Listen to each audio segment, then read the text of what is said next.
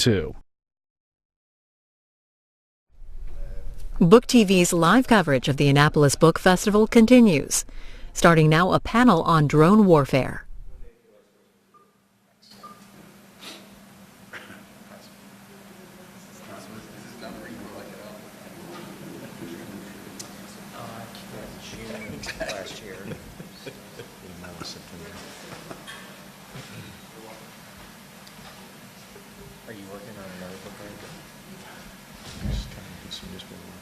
Well, good afternoon, everyone. Welcome to the Annapolis Book Festival at Key School. We'll be getting started in just a minute. This session is being broadcast on C-SPAN Book TV. We ask that you please silence your cell phones and remain quiet during the discussion. If you need to leave in the middle of the session, you may do so through the side doors here. At the end of our discussion, we will spend a few minutes taking questions from the audience, probably the last 15 minutes or so. You will be asked to use the microphone in this middle aisle here. We may not be able to get all of your questions. I'll do my best. C-SPAN panels are back-to-back today. Book signings will take place immediately following the discussion in the activity building next door. We will need to get our panelists there quickly so the next panel can come in. Please do not approach the panelists while we're in this building. We'll get to you as soon as we finish this panel during the book signings. Thanks. And you let me know we're live? Very good. Well, good afternoon. My name is Scott Cooper. I am a retired Marine and currently now serving as the National Security Outreach Director at Human Rights First. It is my distinct honor to share the stage with these tremendous authors who have written 3 remarkable books. I'm going to start on my immediate right in introducing them. After my introductions, I'm going to let each of them talk for about 10 minutes about the amazing books that they've written. Then I'm going to take the power of the chair and ask a few questions and then open up to the audience for some questions. On my immediate right is Richard Whittle. His book, Predator, The Secret Origins of the Drone Revolution, is the book we'll be discussing today. Richard's a career journalist. He cut his teeth at the Raleigh News and Observer, then on to the Dallas Morning News, where he covered defense issues for a number of years. I happen to be one of the larger fans of his earlier book called The Dream Machine, that is a book on the V-22 Osprey. And then he's written this book, Predator, both of which I would contend are remarkable biographies of machines. And so, again, a remarkable book. Then to my left is Scott Shane, whose book, Objective Troy, most recently, just 2 weeks ago, received the Lionel Gelber Award as the outstanding English language book on foreign affairs, given each year by Foreign Policy Magazine and the University of Toronto Monk School of Global Affairs. I remember Scott from my time at the Naval Academy when I was a young lad, and he was writing for the Baltimore Sun, where he spent, 21 years, I guess it was, from 1983 to 1984, covering a number of issues. One, writing one of the seminal books on the breakup of the Soviet Union. His most recent book, Objective Troy, is about the assassination of Anwar al-Awlaki. And so we start with the origins of the technology that allowed us this drone warfare and change in the way that we're fighting wars, to a story of this drone warfare. Again, a tremendous book. And then lastly, on my left, is Mark Moyar, who's done an analysis of the policy of drone warfare that's come about in the last 20 years or so. Again, another tremendous book. Mark is not a journalist like the first two, but rather a practitioner, a researcher, a true academic, but also happens to have served as an advisor to some of the most important operations that we've had, from Special Operations Command to Central Command, to advising people like General McKiernan and General McChrystal, General Petraeus and General Dunford. He also is an expert in counterinsurgency, not what his book Strategic Failure is about, but he has an entire generation of young officers that he's impacted from his 6 years teaching at Marine Corps University. So as I look around, and during my time in the Marine Corps, much of our time around the Ready Room was talking about these issues, analyzing American foreign policy. Mark Moyar was one of the guys that we were always talking about. So I look forward to a fantastic discussion. And with that, I'm going to turn it over to Rick Whittle and him to talk about his book, Predator. Rick. Thanks, Scott. Thanks for that very generous introduction. I'm honored to be part of this distinguished panel and grateful for the chance to talk about my book, Predator, The Secret Origins of the Drone Revolution. It's a book that tells what I think you're going to agree is a surprising story about the Predator, how the Predator was invented, and how, in the words of Air and Space Smithsonian Magazine, it changed the world. This is, after all, the first weapon in history whose operators can stalk and kill a single individual on the other side of the planet from a position of total ambush and invulnerability. Think about that. My book is largely based on first-person interviews with primary sources, that is, the people who did the things I write about. And I tell in detail how the Air Force armed the Predator in 2001, and how Air Force pilots and sensor operators in a ground control station tucked away on the CIA campus in Langley, Virginia, began using this exotic weapon in Afghanistan late in 2001. I had been writing about the military for 3 decades when I started work on this book in 2009, but in the 5 years it took me to research and write it, I ran into a lot of surprises. The first was that the Predator was not invented by the usual suspects in the military-industrial complex. It was invented by this man, Abraham Karam, a former Israeli aeronautical engineer whom many people regard as a genius. Abe Karam got inspired to work on drones during the 1973 Yom Kippur War in the Middle East. A couple of years later, he emigrated to the United States, the land of opportunity, and like all great American inventors, went to work in his garage. His garage was in Los Angeles. Now, Abe Karam went bankrupt trying to sell his ideas to the U.S. military, who weren't much interested in drones in the early 1980s. But in the late 1980s, a pair of billionaire brothers who decided to get into the drone business bought Abe Karam's ideas out of bankruptcy and hired him and his top engineers to go to work for them. Their names are Neil and Lyndon Blue. They're the private owners of the San Diego area company that built the Predator, General Atomics. And while they're now in their late 70s, they're both still very active and fascinating in their own right. In 1957, when the Blue brothers were in their early 20s and still students at Yale, they made the cover of Life magazine by flying a small plane around Latin America during summer vacation, a trip they decided to take, by the way, before they ever took their first flying lesson. Because Neil and Lyndon Blue weren't traveling for fun. They were born and bred entrepreneurs, and they were traveling around Latin America to look for a business opportunity they could pursue after college. And as a result of that trip, after they graduated from Yale, Neil and Lyndon Blue began working on created a banana and cacao plantation on the east coast of Nicaragua in partnership with the ruling Somoza family. For the Blues, that venture lasted only a couple of years, but it was the first of many that by the 1980s had made them uncommonly wealthy, wealthy enough to buy General Atomics for $65 million. As the name suggests, General Atomics began as a nuclear energy company, and it still is one. But it got into the drone business after the Blue brothers bought it from Chevron in 1986. They had a number of reasons for thinking drones might be a good business investment, but among their motives was a desire to help the Contra rebels in Nicaragua overthrow the leftist Sandinistas, who in 1979 had overthrown their business partners, the Somozas. GPS navigation was brand new in those days, and Neil Blue's idea was that the Contras or an ally, the CIA perhaps, could pack a GPS-guided drone's nose with explosives and use it as a poor man's cruise missile on behalf of the Sandinistas. That idea went nowhere, but as I say in my book, if necessity is the mother of invention, war is the mother of necessity. And a few years later, the war in Bosnia and the difficulty of finding Serb artillery that was bombarding Sarajevo in 1993 led to the actual birth of the Predator, which was derived from a smaller, less capable drone Abe Karam had designed called the Nat 750.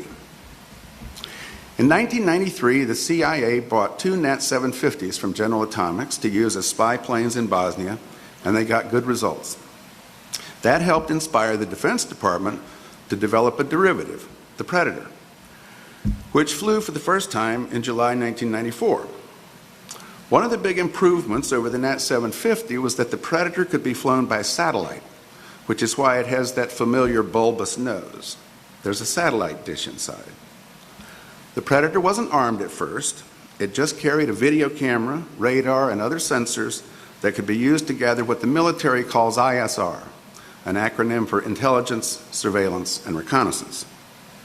But the military found the Predator very useful in the Balkans wars of the 1990s because it could stay airborne as long as 40 hours at a time without landing to refuel, and all the while sending its video back to its ground control station. Partly for that reason, in the spring of 2000, an innovative Air Force general named John Jumper decided to arm the Predator.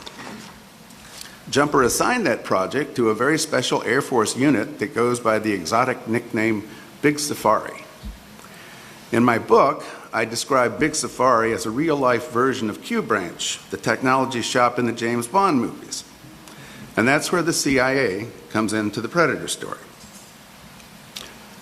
Because as Big Safari was starting that project to arm the Predator, Richard Clark, the counterterrorism director at the National Security Council, and Charlie Allen, a very senior CIA official, had come to the conclusion that the United States needed to kill Osama bin Laden before he killed more Americans, as al-Qaeda had done in bombing our embassies in Kenya and Tanzania in 1998, and as it would do again by bombing the USS Cole on October 12, 2000, killing 17 American sailors. But if they were going to kill bin Laden, first the CIA had to find him. So in September of 2000, a Big Safari crew in a ground control station at Ramstein Air Base in Germany flew an unarmed Predator over a place near Kandahar, Afghanistan called Tarnak Farms. The CIA believed bin Laden was living there as a guest of the Taliban. And indeed, the Air Force Predator crew found him. At that point, Big Safari's project to arm the Predator went into high gear. A team of engineers quickly figured out how to put an Army missile called the Hellfire on the Air Force's Predator and wired it so that a crew in the drone's ground control station could aim and fire the missile from the other side of the planet. Starting with a test launch from a Predator strapped down to a concrete pad on January 23, 2001, the Big Safari team, the Predator team, launched test shots from the air and at a target tank, and then into a building the CIA ordered constructed to find out whether Hellfire missiles, which were designed to destroy tanks, would kill Osama bin Laden if fired into his residence in Afghanistan. The Arizona contractor apparently misread the specifications and built an adobe brick structure that bore little resemblance to the mud and wattle houses of Afghanistan. So the testers nicknamed it Taco Bell and hung this sign on it.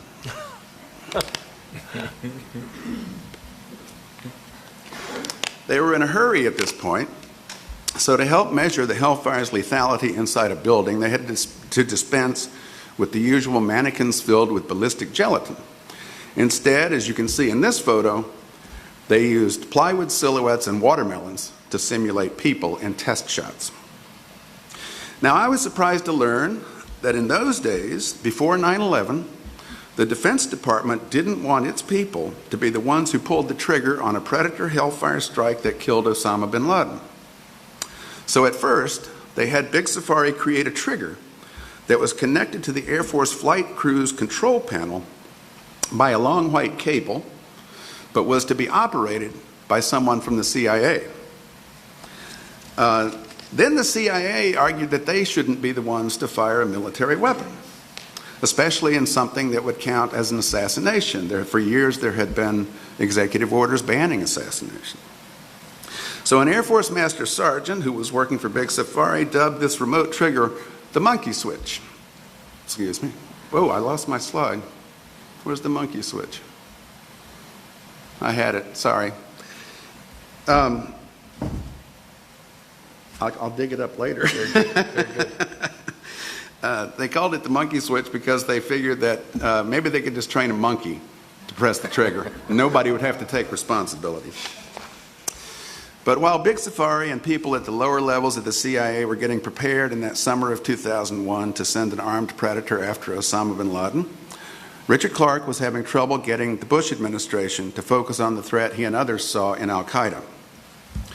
The Bush administration National Security Council held its first meeting to discuss sending the armed predator after bin Laden on September 4th, 2001. Many of the preparations had been made. I'm not sure how well you can see it in these Google Earth photos, but this is the Langley campus of the CIA in early September 2001.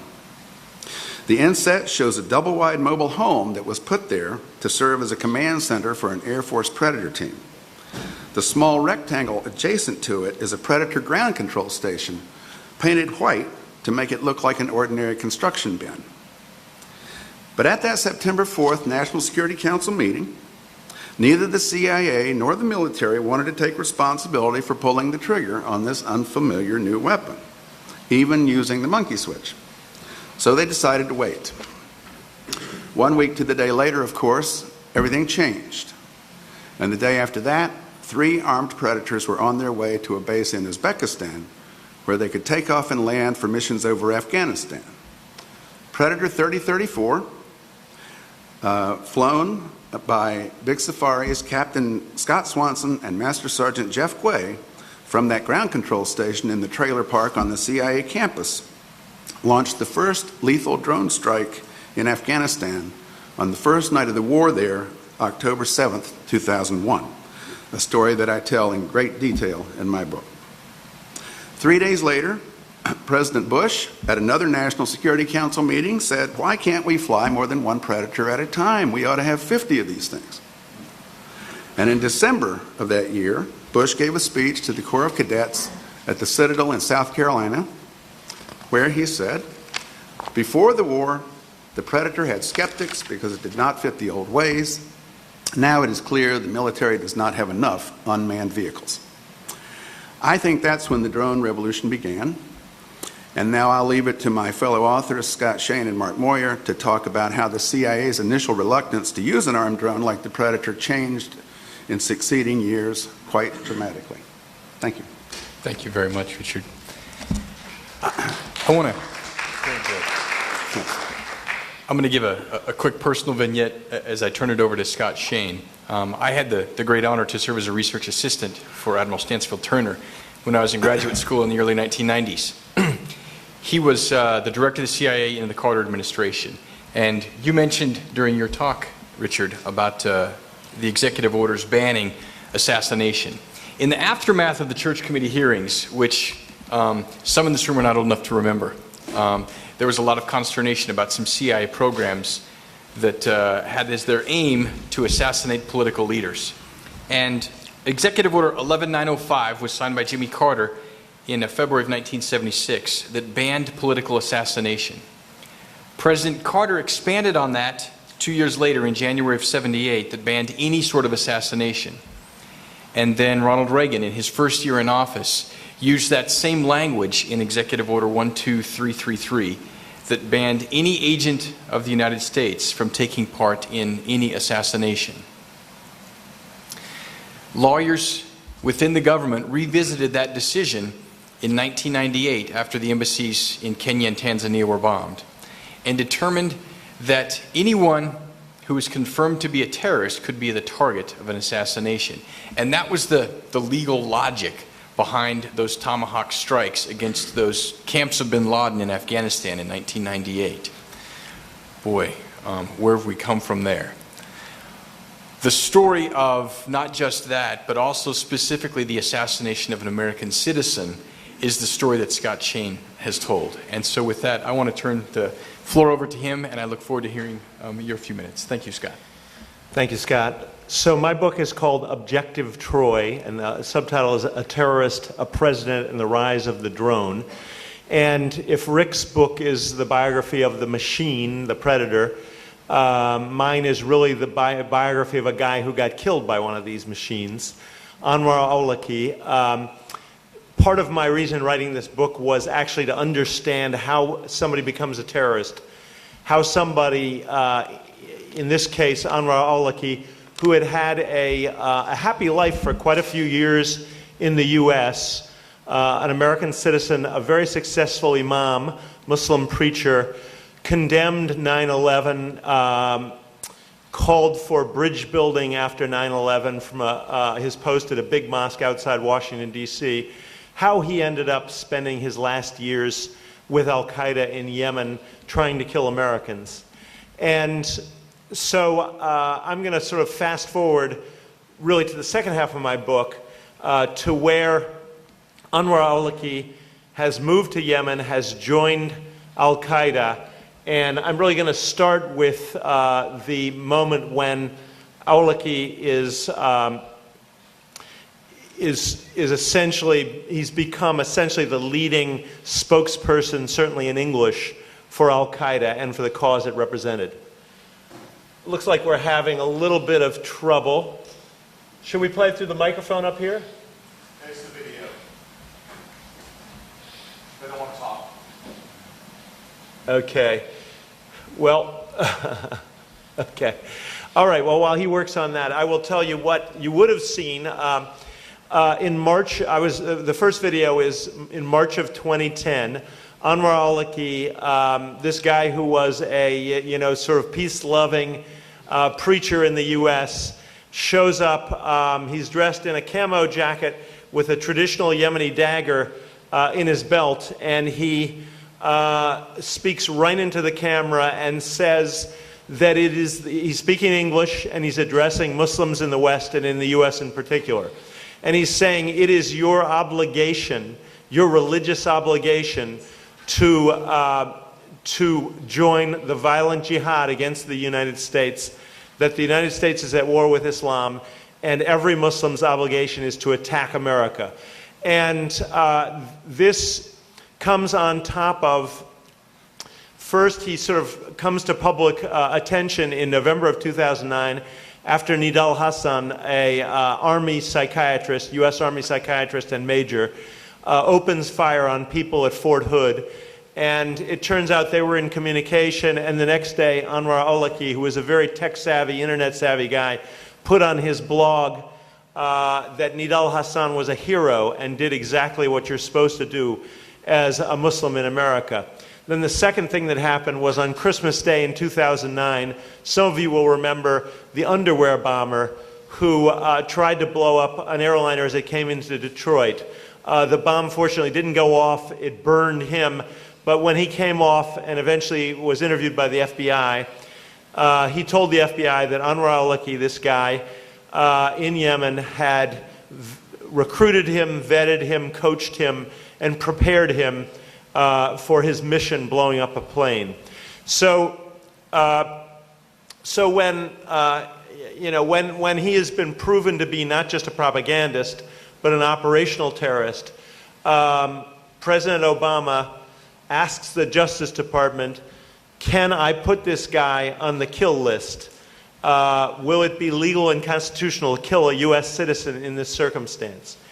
And the answer comes back in February of 2010 in secret memos written by the Justice Department that yes, it is legal and constitutional based on, first, the idea that it's infeasible to capture this guy in the wilds of Yemen, and secondly, that he poses a continuing and imminent threat to the national security of the U.S. and to the safety of Americans. So that's the order he gives. What follows is essentially an 18-month manhunt involving all 16 intelligence agencies. NSA, the National Security Agency, essentially drops an electronic net over Yemen. The CIA is offering $5 million to family members and anyone else who can tell them where this guy is. And eventually, after some close calls, they catch up with him at the end of September 2011.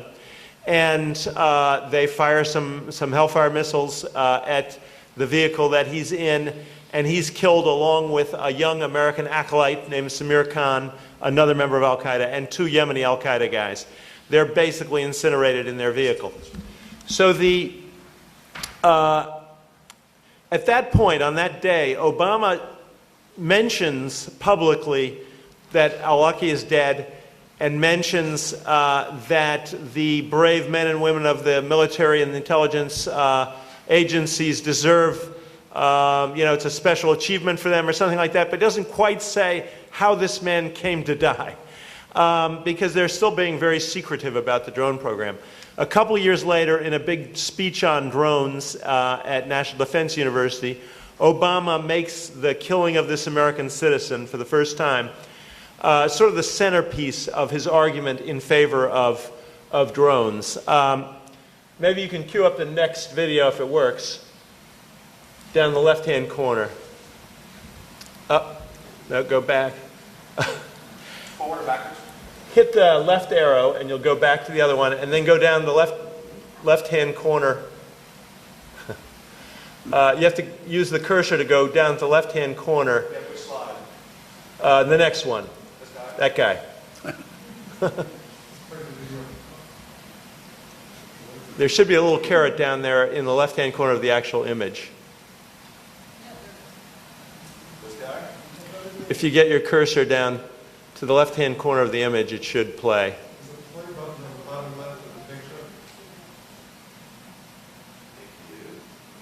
There we are. For the record, I do not believe it would be constitutional for the government to target and kill any U.S. citizen with a drone or with a shotgun without due process. Nor should any president deploy armed drones over U.S. soil. But when a U.S. citizen goes abroad to wage war against America and is actively plotting to kill U.S. citizens, and when neither the United States nor our partners are in a position to capture him before he carries out a plot, his citizenship should no more serve as a shield than a sniper shooting down on an innocent crowd should be protected from a SWAT team. That's who Anwar al-Awlaki was. He was continuously trying to kill people. He helped oversee the 2010 plot to detonate explosive devices on 2 U.S.-bound cargo planes. He was involved in planning to blow up an airliner in 2009. When Farouk Abdul Muttalib, the Christmas Day bomber, went to Yemen in 2009, al-Awlaki hosted him, approved his suicide operation, helped him tape a martyrdom video to be shown after the attack, and his last instructions were to blow up the airplane when it was over American soil. I would have detained and prosecuted al-Awlaki if we captured him before he carried out a plot, but we couldn't. And as president, I would have been derelict in my duty had I not authorized the strike that took him out. So that's President Obama's, articulation of his thinking in ordering this extraordinary act, which hadn't happened since the Civil War, of a U.S. president giving the order for an American citizen to be killed without criminal charges, without a trial. Still a very controversial decision. But after he was killed, many people at that time thought that he was the most dangerous single individual to American security. And there was I remember in the days after that, at the end of September 2011, at the White House and in the counterterrorism agencies, there was a real sense of accomplishment, of victory, and people were quite pleased with themselves. That lasted for about 2 weeks, because if you could put up the next slide, please. That's just a slide. So 2 weeks after Anwar al-Awlaki was killed, there was another strike in Yemen, killed 7 guys on the ground. One of them turned out to be Anwar al-Awlaki's 16-year-old son and also his 17-year-old cousin. Some of the others were probably linked to al-Qaeda. But it was, the drone strike was essentially described to me privately. The U.S. government has never said anything about it publicly, as a mistake. They didn't know this kid was there. They didn't know his cousin was there. And Obama was reportedly furious when he heard about this, because this guy, too, the kid, was another American citizen. He was born in Denver when his dad was living there. And while they'd gone through this legal process on the first case, They had not gone through any legal process, and they had no intention of killing him. He had no history of terrorism. By all accounts, a sweet kid, and Obama knew that there'd be a huge backlash against this in Yemen. And indeed, when I went to Yemen in 2014 to report the book, you know, this was what was on people's minds. They kind of understood the killing of Anwar al-Awlaki. He was with al-Qaeda, he was trying to kill Americans. The kid was a different story, and it generated a lot of anger and sort of bafflement, I would say, in Yemen. That was in the short run. In the long run, if we could have the next slide, please. There was something else that cast a shadow over this whole operation. Anwar al-Awlaki, as I said, was the leading recruiter and propagandist for al-Qaeda in English. When you kill a guy who is that big on the internet, you do not actually kill his most important presence. And his importance was not as a bomb maker. His importance was a speaker for this cause. And when they killed him, his presence on the internet did not go away. Not only did it not go away, but Islam, like Christianity, has a long tradition of martyrdom, and his fans began to see him as a martyr. And so the number of videos of al-Awlaki and audio, illustrated audio that his fans kind of cut up and put up and posted and reposted has actually risen. When I was writing the book, they're up to about 40,000 hits on YouTube. That went up to 60,000. Now it's 71,000 last I checked about a week ago. And it covers everything from his early mainstream stuff about the life of the Prophet Muhammad all the way through his call to jihad at the end of his life, where he basically says, go blow something up, go kill some Americans. And it's had an enormous impact. Many of these sort of small-scale terrorism cases that you probably haven't heard of, when the FBI looks at the laptop of the person involved, they'll find a long history of watching al-Awlaki's material, and also some of the most famous attacks of recent years. The Boston Marathon bombers, the Chechen brothers who blew up the Boston Marathon, big fans of Anwar al-Awlaki, and got not only their ideology but their bomb-making instructions from an English language online magazine that al-Awlaki put out. Charlie Hebdo, the shootings in Paris, those guys were not even English speakers, but big fans of al-Awlaki, and one of them had been to Yemen to see him before he was killed. And even in San Bernardino, that couple that shot up the husband's workplace meeting back in December, it turns out a neighbor, they were killed by police, but a neighbor who had plotted with a husband said that they had sat and watched Anwar al-Awlaki videos for hours and hours. So he actually speaks from beyond the grave with greater authenticity and authority as a martyr than he did when he was alive. Which is just to say that when you kill the messenger in a case like that, you do not kill the message.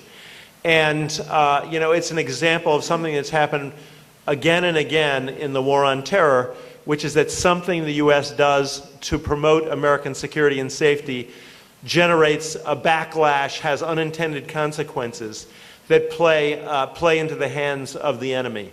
And I think in this case, that drone strike arguably has done that. Thanks very much. Well, thank you, Scott. And that's a perfect lead-in to Mark Moyar's book that's titled Strategic Failure: How President Obama's Drone Warfare, Defense Cuts, and Military Amateurism Have Imperiled America. If there's anyone that has taken a look and taken stock of this generation of drone warfare that's been going on now for, well, 15 years now, since the first strike on October 7th of 2001, it's Mark. And so, Mark, we'd love to hear more about your analysis of the balance sheet of drone warfare.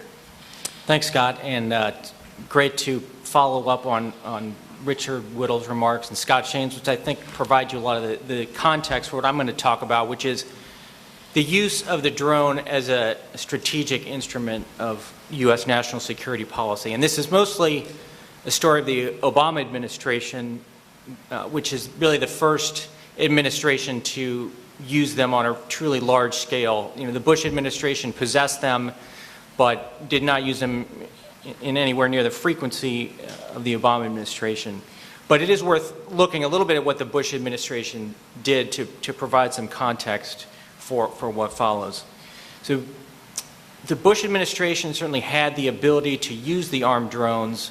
And you've already seen early on that capability was present. In Pakistan, which was the most likely place to use them, where we couldn't go in on the ground, they were used very intermittently in the early years of the Bush administration. It wasn't really until 2008 that the Bush administration decided it's going to step up the drone campaign because there's a rising al-Qaeda threat perceived in that country.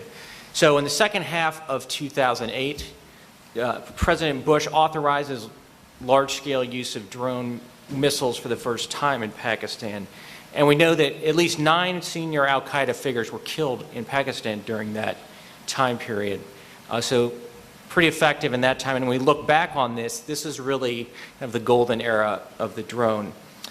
When President Obama comes in, he learns some of the details about the program, and he and his inner circle see this drone program as a way to showcase the president's commitment to fighting terror. He's talking about pulling out of Iraq, and he's looking for ways to break the stereotype of the Democrats being soft on national security. So this seems a good and fairly low-cost way to do that. But unfortunately, what's happened is, in warfare, you typically see when a new weapon is introduced, it's very effective at first because the enemy doesn't know how to deal with it. But by the time Obama comes into office, the enemy's already starting to figure out some countermeasures. So one of the things they figure out is that there's homing devices that were used to target these weapons, and so they start searching people who are coming and going through these areas for the devices. They figure out the GPS technologies involved. Now Al-Qaeda actually publishes a manual of GPS devices to tip their people off. The most simple way, and actually the most effective way that they found, was simply to move their people out of the areas where the strikes were taking place, because Pakistan had restricted the area geographically where the strikes could take place. So a lot of the al-Qaeda and other extremists simply moved to other parts of Pakistan. So as it becomes apparent that it's not going to be that easy to target these al-Qaeda guys, the other options that the administration looks for to use the drones. So one is to extend the list of groups that are going to be targeted by the drones. And it happens that in Obama's first year, the Pakistani government is ramping up operations against the Pakistani Taliban, which is conducting an offensive, and that's one of the few extremist groups in Pakistan that's actually trying to overthrow the government. And so they're happy to feed us lots of information on the Pakistani Taliban. The other thing that's done is that the criteria for targeting are loosened, and the administration starts to permit signature strikes, which means you haven't actually identified who the person is by name, but they're doing things that would suggest that they may be a terrorist in terms of how they're traveling, how they're communicating, and so that allows us to strike more targets. So we do, as a result of these things, the Obama administration is able to hit and kill a lot more people than the Bush administration did. And that's a fact that gets publicized. Previously, the drone administration had been kept under wraps, but again, there's a political motive here to kind of show the administration is getting tough on terrorism. But when you dig into the numbers, which the numbers are just presented without real context, but when you look at them, there's a couple things that stand out. And one of them is that most of those people who were killed are actually members of the Pakistani Taliban, which is a greater threat to Pakistan than it is to the United States. There's not a lot of people that we're most concerned about on that group. Another thing that's very interesting is that most of the people who are killed are actually very low-level insurgents. They're not the sort of terrorist masterminds that people were, I think, led to believe. So in 2010, there's a U.S. official acknowledges that out of 500 people who have been killed, that 90% of them are low-level fighters. And in 2011, another report comes out that says only 2% of the people killed by the drone strikes are considered to be extremist leaders. We also know that in terms of, sort of disrupting terror attacks, that the drone campaign in Pakistan was not what was hoped. Najibullah Zazi, who was plotting to blow up the New York subway, and Faisal Shahzad, who was behind the plot to blow up Times Square, which he actually got the truck to Times Square, but the detonator didn't work, thank goodness. But both of those individuals were actually trained in the Pakistani federally administered tribal areas during the peak of the drone campaign. Now, over time, our ability to conduct drone strikes in Pakistan declines. For one thing, just the idea of us doing this in Pakistan is unpopular, and as more news comes out about it, there's a growing Pakistani opposition to it. And there's a number of events that lead to a souring of relations between the United States and Pakistan, and this culminates with the killing of Osama bin Laden. The fact that we went in without notifying the Pakistanis was a cause of great turmoil. And so they closed our main drone base in Pakistan, put a lot of other restrictions, and so the number of drone strikes in Pakistan tapers off starting in 2011. Now, at the same time, 2011 is a time of great strategic change for the Obama administration. We have a changing of the guard in terms of personnel, career officials and highly influential people like Secretary of Defense Gates, General Petraeus, Admiral Mullen. A lot of them move out, and you have a change in strategy that's spearheaded by Vice President Joe Biden. And according to their argument, the use of counterinsurgency that we did in Iraq and Afghanistan, where you send lots of troops to control territory and population, that's too expensive and not really necessary. And what we can actually do is use drones and special operations raids to take care of these extremists at a much lower cost with much smaller U.S. military footprint. And this idea had been pushed originally by Biden in 2009, but he'd been shot down. But now that a lot of these other people, especially Gates, are out of the way, Obama decides to pick this up. And it's used also to justify cutting the size of the military, which was a priority for Obama. He'd rather do that than cut domestic programs at a time of budget pressure. And so Obama, at the end of 2011, puts this into his national security strategy. In fact, we're going to get out of counterinsurgency. We're going to use drones and special operations raids, and it's much more drones statistically than the raids outside of Afghanistan. And this will have a lot of ramifications for what goes on in Iraq and Afghanistan. It's used to justify retrenchment there. In terms of the drone war, the place where it has the biggest impact is in Yemen, which by 2012 really is become the epicenter of surgical counterterrorism.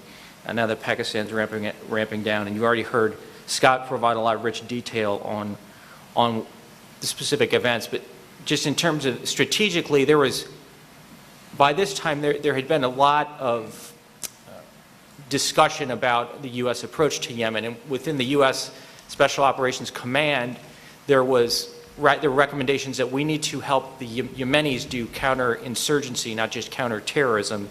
And so we want to help them control territory, not just kill people. But the administration chose not to do that. They decided that was too much. We didn't want to get tangled up. We could just use the drones. And so we ramp up the drone campaign against al-Qaeda in the Arabian Peninsula. When we decided not to be concerned about counterinsurgency, that means we have a smaller presence out in the rural areas, which makes it harder to get intelligence. And so part of the intelligence problem leads to errant targeting. You already heard a little bit about this, but a number of other incidents too where women and children are killed by mistake. And al-Qaeda uses these very effectively to gain new followers. And so during the period of drone strikes, you actually see the number of drone strikes, or the number of al-Qaeda followers go from 300 to more than 1,000. And this all really kind of collapses in Yemen in 2015 when the Houthi insurgents actually overthrow the Yemeni government, which then ruins the whole counterterrorism program that we've put in place. We have to pull all our people out. Lots of hardware falls into the enemy's hands. We don't have intelligence now to do any more drone strikes there. So to sum up, say drones have been useful tactically in certain situations. They've had certainly some benefit. We've also seen they can be counterproductive when they hit the wrong targets.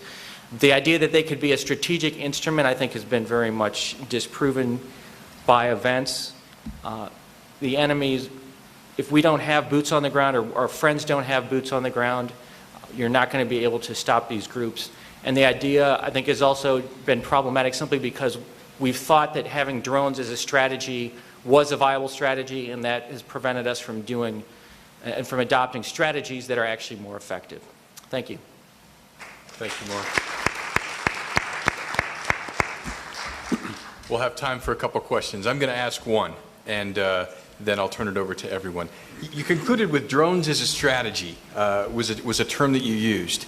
And I'd like to ask each of you the same question, but give a little bit of context to this. Drones, during my time in the Marine Corps, were always viewed as a tool. I deployed right after 9/11 as a forward air controller, as one of the ones on the ground with an infantry unit. And we spent the better part of 5 months floating off the coast of Yemen to try to go get a young man named Hariri, who was one of the high-level al-Qaeda folks. We were going to have to go 300 miles inland to get him. That's a complicated operation in helicopters. And so we never executed the operation. And we returned in September of 2002, and lo and behold, only a few weeks later, Hariri was the first individual killed by a drone outside of the Afghanistan and Pakistan areas.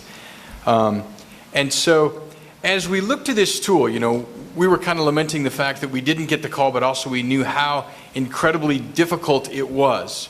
And as I continued to deploy and saw the great efficacy of what the tool of a drone could give you, he could be over the target for 9 hours, for instance, which was a lot more than the half an hour you get with an F-16 oftentimes. We're in an election year. If you were advising the next administration as 3 students of the drone, what advice would you give to the next administration, be it someone in charge of the foreign policy transition team or even to the man himself, as to how you would tweak or change what we've seen in a drone policy now with 2 administrations? Why don't I start with you, Mark? Okay, yeah. The one thing I would say to you, and one of the very interesting things is within the military, where I've spent a lot of time, there's almost unanimous recognition that, in fact, this is just a tool. It's not a strategic weapon. I think the administration has reluctantly come around to that view. I mean, they've been forced into that position, and a lot of their own supporters have argued that. But I think certainly it's worth emphasizing the point that surgical strike, and this also goes for special operations raids, is simply, it's not a viable solution to dealing with violent extremism. You need a lot of other things. You need counterinsurgency. You also need things like long-term educational programs and diplomacy. So I would just caution against thinking that this is some kind of silver bullet. Very good. Scott? Well, as a reporter for the New York Times, I'd probably get in trouble if I gave the president any advice, but I will make a point, which is why Obama embraced the drone to the surprise of many of his fans and detractors. And that was because I think he thought the big wars in Afghanistan and Iraq had basically been disasters. The cost in human lives in those countries was huge. The cost to American troops was huge. The cost financially was huge. And in both cases, it was, the contribution to American security was quite equivocal. Even after years and years of fighting in those countries, was the U.S. safer or less safe as a result? So he was, that was not clear cut. So he saw this as a tool that was particularly suited to taking out small numbers of people who were trying to kill Americans. He would say, let's kill the people who are trying to kill us. And he saw this, I think he's very much a pragmatist by nature, and he saw this as a way of sort of taking out the small numbers of people who are doing this without turning a country upside down with the kinds of, long-term consequences that you've seen in both Iraq and Afghanistan. It clearly has proven problematic in some cases, but I've talked to administration officials recently about this, and they still believe that it prevented attacks on the United States, and that it is, compared to the alternatives, a very useful tool against Al-Qaeda, that style of terrorism. Perhaps less useful against, ISIS, which is essentially, an insurgent army and a much larger target. Richard? Well, I think when you talk about the use of drones, you have to bifurcated. There are two. The military uses them in a different way generally. The CIA has used them as a means of targeted killings. And the military operates under Title 10 of the U.S. Code. The CIA operates under Title 50. And there are different rules and regulations that affect how they use them. Now, I spend a lot of time talking to military people about drones. And my feeling is that there's a wide recognition within the military that you are not going to win a war by drones alone. The idea of drone warfare is really a non-starter in a way, but for military operations, drones have become almost an essential tool, and there's an insatiable appetite not for the ability to fire weapons from drones within the military, but for the ability to see what's happening on the ground. And that's how they're playing their greatest role militarily now in the campaign against ISIS, for example. MQ-9 Reaper drones, the derivative of the Predator, are flying over Iraq and Syria all the time, and they are the way that the military locates targets sometimes and then guides manned aircraft to them. The drones are the eyes, the eye in the sky that you didn't have before, because they can stay up there for hours and hours at a time. The use of drones for targeted killings, to me, raises a whole host of issues. I would say, first of all, on the question of, why did the Obama administration go into it? Leon Panetta, when he was CIA director, expressed their attitude beautifully when he said it's the only game in town. In other words, they didn't have any better way to deal with Al-Qaeda and the Islamic terrorists in their bag of tricks when they decided to pull all troops out of Iraq and Afghanistan. Not all, but most troops out of Iraq and Afghanistan. And I think, we haven't talked about it, but I think that an issue that people ought to think about is whether we really want the executive branch of the government keeping a list of people who we are willing to kill based on evidence that no one outside the executive branch sees, based on a process of deliberations that may be well-intentioned, but I think needs some oversight, either from the Congress or from the judiciary. We don't wiretap people in the United States without the FBI going to a federal judge and offering a reason this is necessary. And I think that in a democracy, we shouldn't kill people in targeted killings without the CIA or the Justice Department having to go to a federal judge and present the evidence and say, this is why this is justified. Very good, very good. I think we have time for one short question, and then I think we're going to have to conclude. So please step to the microphone in the center. Thank you, sir. Go ahead. Thank you to no one in particular. This tool, weapon, has been loosed on the world now. How do you see possible future iterations of this tool?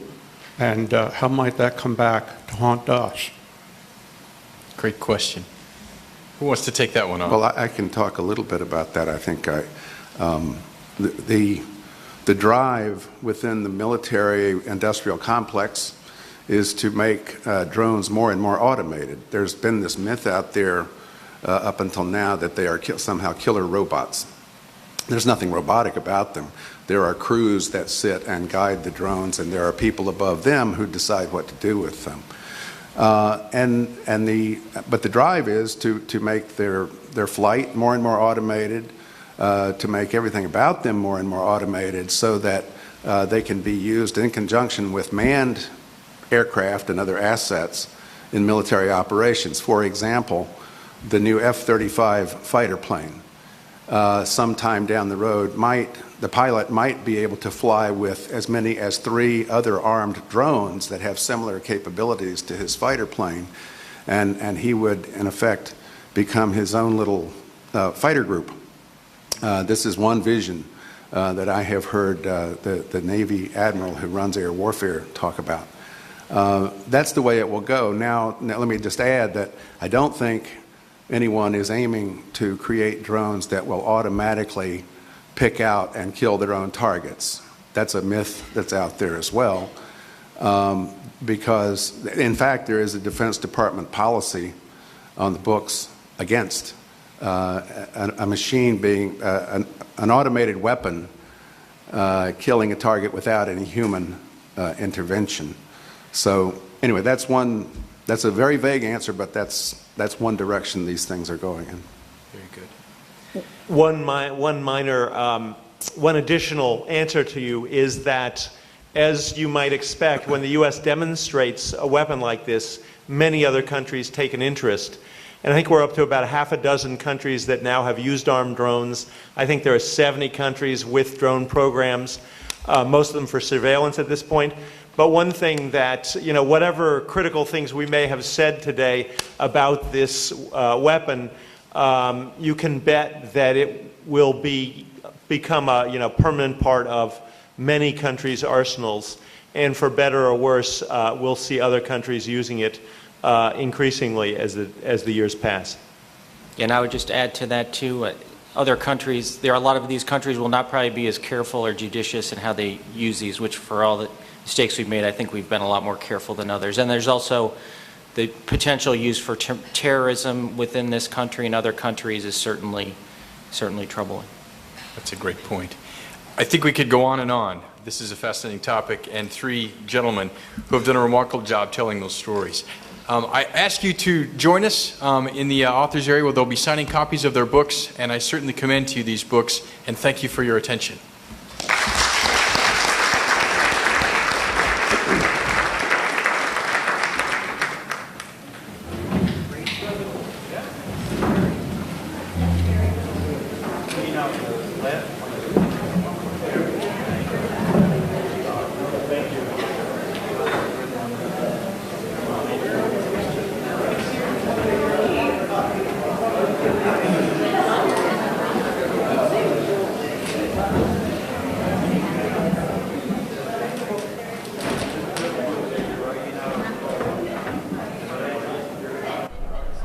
Book TV's live coverage of the Annapolis Book Festival continues. Starting now, a panel on drone warfare.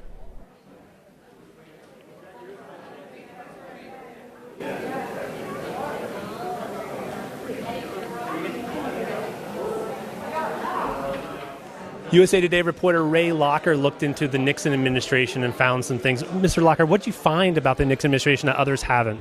Well, the big thing was that he restructured the National Security Council on his first day in office, funneled everything through the White House and away from the cabinet agencies that usually handled that.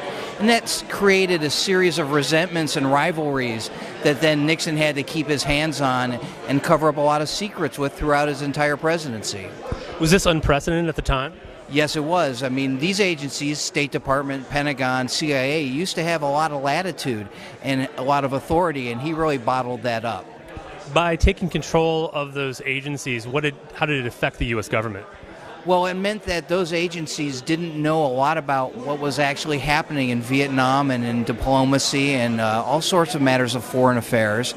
And that meant that those cabinet officials could not testify before Congress and let them exercise their legitimate oversight roles because they didn't know what was happening. Would you consider this a master plan by Nixon, or was this just Nixon wanting control over everything he touched? Well, I think it was his master plan, and I think that's the gamble in Nixon's gamble, that he could do everything secretly before he got caught. And he managed to accomplish many of his goals, opening to China, détente with the Soviet Union, and ending the Vietnam War before everything caught up to him. We talked about Nixon it being an unprecedented move, but did it set precedent for future administrations? I think every president since Nixon has consolidated national security planning in the White House up through the Obama administration. You hear from any cabinet agency that they don't believe that they have enough authority, that the White House controls everything, and I think that's something that has endured for the last 45 years. Why did you pick this story? I've long been interested in Nixon, grew up with him as president, and been looking at various facets of his life and his administration, and found some things that kind of led me to this, and some fairly significant discoveries, I think. Have we learned everything we can learn about Richard Nixon? No. I mean, that's the great thing about history, right?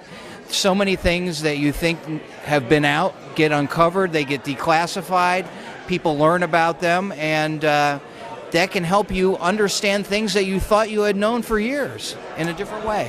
What do you report on for the USA Today? I supervise our reporters who cover the White House, the Pentagon, money and politics, and healthcare. How has the media's relationship changed since the Nixon administration?